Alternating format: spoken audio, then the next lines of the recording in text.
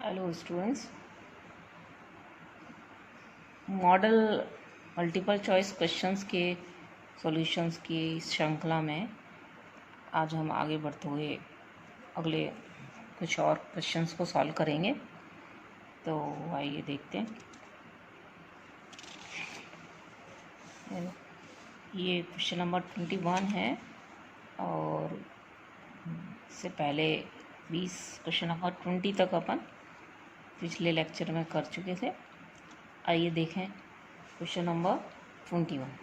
Question number 21 क्या है कि यदि ए मैट्रिक्स दे रखा है, दूसरा मैट्रिक्स बी दे रखा है आपको, तो find the value of A plus B transpose.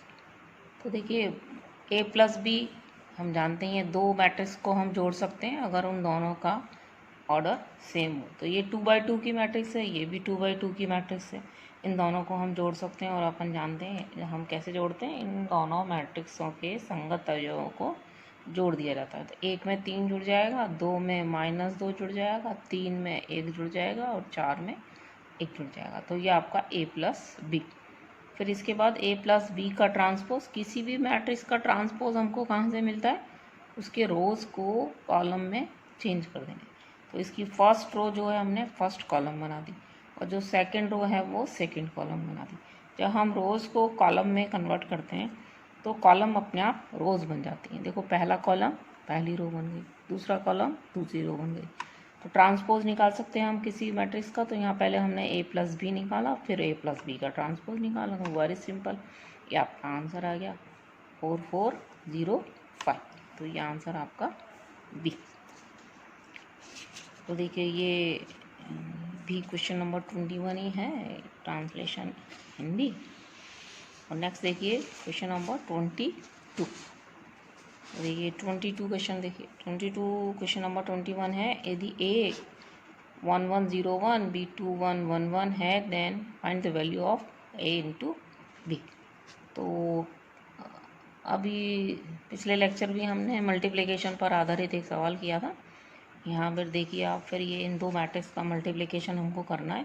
तो फटाफट से हम करते हैं, फटाफट से करना सीखिए। रो बाई कॉलम मल्टीप्लिकेशन होता है, ध्यान रखिए। फर्स्ट रो फर्स्ट कॉलम, फिर फर्स्ट रो सेकंड कॉलम यहाँ आएगा, फिर सेकंड रो फर्स्ट कॉलम यहाँ आएगा, फिर सेकंड रो सेकंड कॉलम यहाँ आएगा।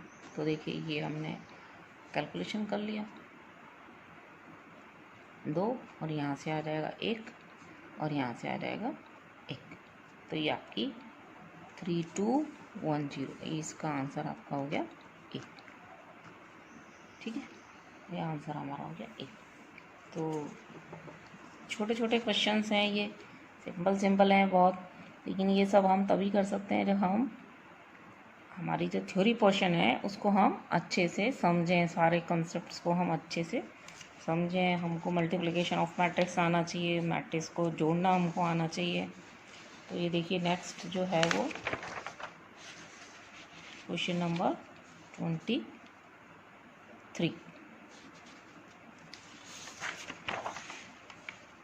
क्वेश्चन नंबर 22 तो ये हमारा हो गया, 21 हमने किया था। क्वेश्चन नंबर 23, ये देखिए क्वेश्चन नंबर 23 क्या बोलता है, 2 4 डिटर्मिनेंट 2 4 4x बराबर 0 हो then find the value of x। x की क्या वैल्यू होगी। ठीक है, तो ये देखिए हम जानते हैं कि determinant a b c d अगर हो तो उसको हम कैसे निकालते हैं, a into D minus B into C. अब यहाँ हमको दे रखा है, क्योंकि हमको दे रखा है 2 4 4x बराबर 0। तो इसका मतलब इस डिटर्मिनेंट को हम सॉल्व कर लें, 2 इंटू एक्स माइनस 4 इंटू 4 बराबर 0। तो 2 इंटू एक्स माइनस 4, ये माइनस है यहाँ पर, 4 इंटू 4 बराबर 0। या 2 कॉमन ले लें, x माइनस 8 बराबर 0 या x बराबर 8। तो आपका ये आंसर आ गया x बराबर 8। ये x बराबर 8 डी। ठीक है, तो ये भी बड़ा सिंपल है। आपको दो ऑर्डर के 2 बाई 2 का जो डिटरमिनेंट है उसको हमें खोजना आना चाहिए। ठीक है, नेक्स्ट देखिए क्वेश्चन नंबर 24। क्वेश्चन नंबर 24 है x + 1 4 1 2 इज 2 4 1 2। ये दो मैट्रिक्स हैं, एक लेफ्ट हैंड पे एक राइट हैंड पे। ये कहते हैं ये दोनों मैट्रिक्स के बीच में लगा हुआ इक्वल, यानी कि ये दोनों मैट्रिक्स अगर इक्वल हैं तो x की क्या वैल्यू होगी। तो इक्वल मैट्रिक्स क्या होती हैं, दो मैट्रिक्स A और B बराबर होती हैं यदि, कब हम इन दोनों को बराबर कह सकते हैं, जब इन दोनों के क्रम बराबर हो, ठीक है, और साथ में क्या हो, इनके संगत अवयव बराबर हो, यानी कि A12 B12 के बराबर हो, A22 B22 के बराबर हो, या हम इसको कह सकते हैं कि AIJ बराबर हो BIJ। ये तो इक्वल मैट्रिक्स की डेफिनेशन है। तो यहाँ ये दो मैट्रिक्स हैं, ये दोनों ही कहते हैं ये मैट्रिक्स इसके इक्वल है। ये मैट्रिक्स है, यहाँ पर ये वाला देखो सिंपल है, डिटरमिनेंट का सीधा होता है, ये मैट्रिक्स है। तो ये दोनों मैट्रिक्स अगर इक्वल हैं तो इक्वलिटी की डेफिनेशन से समान मैट्रिक्स की परिभाषा से क्या होना चाहिए, संगत अवयव बराबर होना चाहिए। तो देखो 4 4 के बराबर है, 2 2 के बराबर है, यहाँ एक, ये दोनों भी बराबर है। तो क्या रह गया हमारा, x + 1 2 के बराबर होना चाहिए, x + 1 2 के बराबर होना चाहिए, या x = 1 होना चाहिए। तो इसका आंसर हमारा आ गया x = 1। ठीक है, सिंपल है ये भी। नेक्स्ट देखिए क्वेश्चन नंबर 25। ये देखिए क्वेश्चन नंबर 25 क्या है। क्वेश्चन नंबर 25 है कि इस डिटरमिनेंट की वैल्यू निकालिए। ये डिटरमिनेंट क्या, 1 2 3 6 1 2 1 2 3।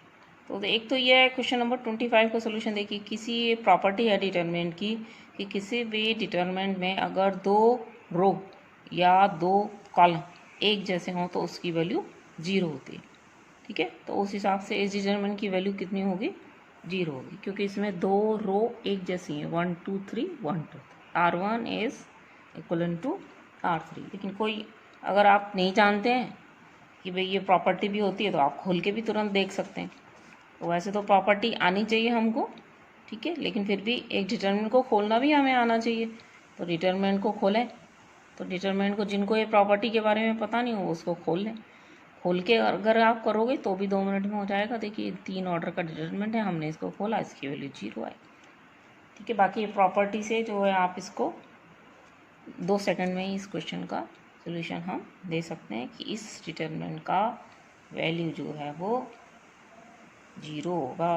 कैसा होगा, 0 होगा।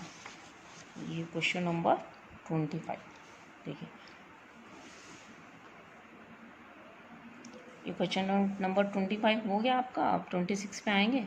26 पे आने से पहले देखिए एक ऐसा ही एक क्वेश्चन और पेपर में आया हुआ है। ये इस पे नंबर नहीं डाला है मैंने क्योंकि ये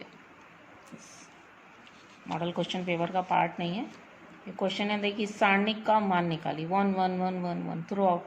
तो सारे 1 1 1 देख के बच्चे कंफ्यूज हो जाते हैं, इसकी वैल्यू 1 लिख देते हैं, जबकि इसकी वैल्यू नहीं है। हमने अभी आपको बताया कि दो रो या दो कॉलम एक जैसे होने चाहिए। यहाँ तो तीनों ही रो एक जैसी हैं, तीनों ही कॉलम एक जैसे हैं। तो C1 C2 के बराबर है, C2 C3 के बराबर, तो सारे ही कॉलम बराबर है यहाँ पर। तो इसकी वैल्यू 0 होगी। ठीक है, इसका आंसर क्या होगा, 0 होगा। तो ये देखते ही हम इसका आंसर 0 कह सकते हैं, लेकिन उसी से वो प्रॉपर्टी आपकी अभी मैंने आपको बताई। ठीक है, ऐसे ही एक क्वेश्चन देखिए 1 2 3 2 3 1 0 0 0, इसका मान निकालिए। तो एक डिटरमिनेंट की ये भी प्रॉपर्टी होती है कि अगर उसमें कोई एक कॉलम के सारे अवयव 0 हों या किसी एक रो के सारे अवयव 0 हों तो उसका मान भी 0 होता है। तो इसको भी बिना खोले आप अगर इसको आप खोलेंगे भी, इस कॉलम से खोल दीजिए, अपने आप 0 होगा। ठीक है, इसको भी किसी एक कॉलम से खोल दीजिए, अपने आप 0 हो जाएगा। लेकिन प्रॉपर्टीज़ लगा के हम जल्दी से कर सकते हैं। तो ये दोनों क्वेश्चन देखो आए हुए हैं, 0 0 0 है, या एक रो पूरी 0 0 0 हो तो क्या होगा, सारणिक का मान 0 होगा, डिटरमिनेंट की वैल्यू 0 हो गई, और इस वाले डिटरमिनेंट की वैल्यू भी 0 है। ये दोनों अच्छे सवाल हैं। ठीक है, अब हम आते हैं क्वेश्चन नंबर 26। क्वेश्चन नंबर 26 क्या कहता है कि if A into A transpose is equal to Y then A matrix कैसा होगा, यूनिटरी होगा, सिमेट्रिक होगा, हर्मिशियन होगा, ऑर्थोगोनल होगा। तो हमने आपको परिभाषा बताई थी जब इसका लेक्चर लिया था अपन ने कि एक मैट्रिक्स ऑर्थोगोनल या लाम्बिक कहलाता है यदि क्या परिभाषा थी, यदि ए इंटू ए ट्रांसपोज बराबर आई। ठीक है, तो ए इंटू ए ट्रांसपोज बराबर आई है अगर, तो मैट्रिक्स ए कैसा होना चाहिए हमारा, मैट्रिक्स ए होना चाहिए ऑर्थोगोनल। ऑर्थोगोनल को हिंदी में हम कहते हैं लाम्बिक। तो इसका उत्तर है कि ये मैट्रिक्स कैसा होगा, लाम्बिक। ठीक है, तो ये डेफिनेशन बेस्ड क्वेश्चन है, तो इसमें अपने को कुछ सॉल्यूशन करना नहीं है। नेक्स्ट देखिए क्वेश्चन नंबर 27। तो क्वेश्चन नंबर 27 है कि इफ़ ए एक मैट्रिक्स आपको दे रखा है, तो ये कहते हैं एडजॉइंट ए ज्ञात करो।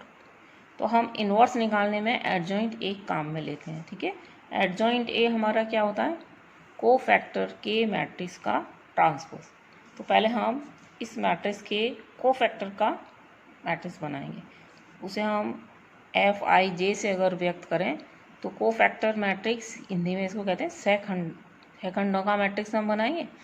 तो देखिए 3 का सेकंड लिखेंगे 3 की जगह पर, 2 का सेकंड लिखेंगे 2 की जगह पर, तो 3 का सेकंड लिखने के लिए क्या करेंगे, इसको 1 आ जाएगा। ठीक है, फिर इसकी प्लेस देखो एलिमेंट है 1 1, तो प्लस आ जाएगा, तो यहाँ पर क्या आएगा, ये प्लस आ जाएगा, तो ये +1 +1। इसके बाद देखिए 2 का सेकंड क्या होगा, 2 वाली रो 2 वाली कॉलम को छोड़ दीजिए, तो ये -1। इसकी पोजीशन लेकिन क्या है 1 2। ठीक है, तो 1 2 है, तो 1 + 2 3। तो जब भी ये आई और जे का जोड़ विषम होता है तो माइनस लग जाता है, तो ये एक माइनस यहाँ आएगा, एक माइनस पहले लगेगा, तो -1 हो जाएगा, तो ये +1 हो जाएगा। फिर -1 को इसके सेकंड से रिप्लेस करेंगे तो हो जाएगा 2। ठीक है, लेकिन इसकी भी पोजीशन क्या है 2 1, सेकंड रो का फर्स्ट कॉलम का 2 1 वाला 2 + 1 3। तो फिर वापस से क्या होगा, वैसे भी यूं भी आप जानते हैं यहाँ से प्लस माइनस प्लस माइनस, तो इधर भी क्या रहेगा, माइनस आ जाएगा। सेकंड में हम क्या करते हैं, चिन्हों के साथ लेते हैं, तो ये आ जाएगा -2। फिर 1 का सेकंड निकालेंगे हम 1 का, तो आ जाएगा 3, लेकिन यहाँ माइनस नहीं लगेगा क्योंकि इसकी पोजीशन का 2 2, तो 2 2 2 + 2 4 सम संख्या हो गई, तो यहाँ पर 3 आ जाएगा। ठीक है, तो ये सेकंडों का मैट्रिक्स हो गया। इसका ट्रांसपोज कर दीजिए, तो 1 1 यहाँ आ जाएगा, -2 3 यहाँ आ जाएगा, यही अपना आंसर है। ठीक है, तो ये आपका क्या बन गया, एडजॉइंट ए। तो ध्यान रखिए एडजॉइंट ए, यदि ए कोई स्क्वायर मैट्रिक्स है तो उसका एडजॉइंट कैसे निकालते हैं हम, उसके को फैक्टर का मैट्रिक्स निकालेंगे पहले, फिर उसको ट्रांसपोज कर देंगे, तो हमको एडजॉइंट ऑफ ए मिलता है। आगे के क्वेश्चन जो हैं हम अगले लेक्चर में देखेंगे। Thank you. नेक्स्ट क्वेश्चन है अपना क्वेश्चन नंबर 28। ठीक है, तो 28 देखिए क्या है, ये एक मैट्रिक्स हमको दे रखा है 5 2 1 2। ठीक है, ये क्या निकालना है आपको, ए इंटू एडजॉइंट ए हमको कैलकुलेट करना है। ठीक है, तो देखिए ये सोल्यूशन रोटेट अपन जानते हैं। देखो अब ये ए इंटू एडजॉइंट ए निकलेगा कैसे, सबसे पहले तो हमको डिटरमिनेंट ए की ज़रूरत पड़ेगी यहाँ पर, तो हमने डिटरमिनेंट ए निकाल लिया कि डिटरमिनेंट ए कितना होगा, ये हो जाएगा, तो सिंप्लीफाई कर लिए 10 - 2 = 8 हो जाएगा।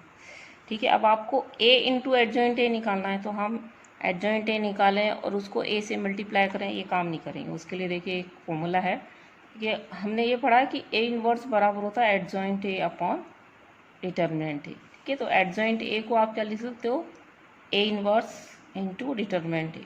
ठीक है, इसको दोनों तरफ हम ए से मल्टीप्लाई कर दें, तो ए इंटू एडजॉइंट ए बराबर क्या आ जाएगा, A into A inverse into determinant A, but A into A inverse क्या होता है, आई। ठीक है, तो ये डिटरमिनेंट ए, तो ए इंटू एडजॉइंट ए बराबर क्या होता है, आई इंटू डिटरमिनेंट ए। ठीक है, ये आई है, ये आई क्या है हमारा, इकाई मैट्रिक्स है। तो क्या याद रखेंगे कि A into adjoint A is equal to i into determinant A. ठीक है, तो आया ये यहीं से है, इस ए इनवर्स के फॉर्मूले से ही आप इसको याद रख सकते हैं। तो बजाय इसके कि हम एडजॉइंट ए निकालें फिर उसको ए से मल्टीप्लाई करें और उन दोनों का मल्टीप्लिकेशन निकालें, तो आप क्या करेंगे, ए इंटू एडजॉइंट ए निकालने के लिए आप क्या करेंगे, आई इंटू डिटरमिनेंट ए। तो आई तो हम जानते हैं यहाँ 1 या रहेगा आई, क्योंकि ये 2/2 का है, तो आई भी हमारा 2/2 का हम ले लेंगे। इंटू 8 हमारा क्या आया यहाँ से 8, डिटरमिनेंट ए की वैल्यू। और जब 8 को हम इस मैट्रिक्स से मल्टीप्लाई करेंगे, तो आप जानते हैं किसी भी मैट्रिक्स को जब हम किसी संख्या से मल्टीप्लाई करते हैं, किसी नंबर से मल्टीप्लाई करते हैं, तो उसके हर एक एलिमेंट को हमें मल्टीप्लाई करना होता है। तो 8 को इससे भी करेंगे, 8 को इससे भी करेंगे, तो यहाँ तो आपके 8 हो जाएगा, यहाँ 0 हो जाएगा। सॉरी, ये आपका आंसर आ जाएगा। ठीक है, ए इंटू एडजॉइंट है। नेक्स्ट देखिए क्वेश्चन नंबर 28, 28वां सवाल है। 5 2 1 2 हो। अच्छा, ये तो 28वां हमने किया है अभी। क्वेश्चन नंबर 28 का सोल्यूशन है 29। देखिए 29 है ये 28 हम ऊपर कर चुके। 29 2 1 3 -5 फाइंड द वैल्यू ऑफ 2। यदि a बराबर हमको दे रखा है 2 1 3 -5, तो कहते हैं find the value of 2a। 2a की वैल्यू निकाली। तो 2a की वैल्यू निकालने की, अभी भी मैंने आपको क्वेश्चन नंबर 28 में बताया कि किसी भी मैट्रिक्स को जो हमें किसी संख्या से गुणा करना होता है, तो उसके हर एक एलिमेंट से अंदर इसको गुणा करना होता है हमको। देखिए, तो 2a का मतलब 2 इंटू ये हमारा a है, तो ये प्रत्येक अवयव से मल्टीप्लाई होगा। तो इस 2 से 4 हो जाएगा, इस 1 से करेंगे तो हो जाएगा, 3 से करोगे इसको 6 हो जाएगा, 5 से करोगे इसको -10 हो जाएगा। ठीक है, तो ये 2 है। तो ये भी बहुत छोटी सी प्रॉपर्टी है मैट्रिक्स की। ये बड़ा समझ 2a निकालना है हमको, याद रहे a स्क्वायर नहीं निकालना है हमको, 2 इंटू ए। ठीक है, 2 इंटू ए मतलब a के हर एक एलिमेंट को 2 से हम मल्टीप्लाई करते हैं, तो ये अपना आंसर आ जाएगा। और ये यहाँ पर है हमारा आंसर बी, 4 2 6 -10। तो इसमें इसी के साथ जो अपना डिटरमिनेंट मैट्रिक्स के क्वेश्चंस अपने ख़त्म हो गए। अगले लेक्चर में हम नए टॉपिक के लेंगे, अगले क्वेश्चन नंबर 30 से स्टार्ट करें। ठीक, ओके, थैंक यू।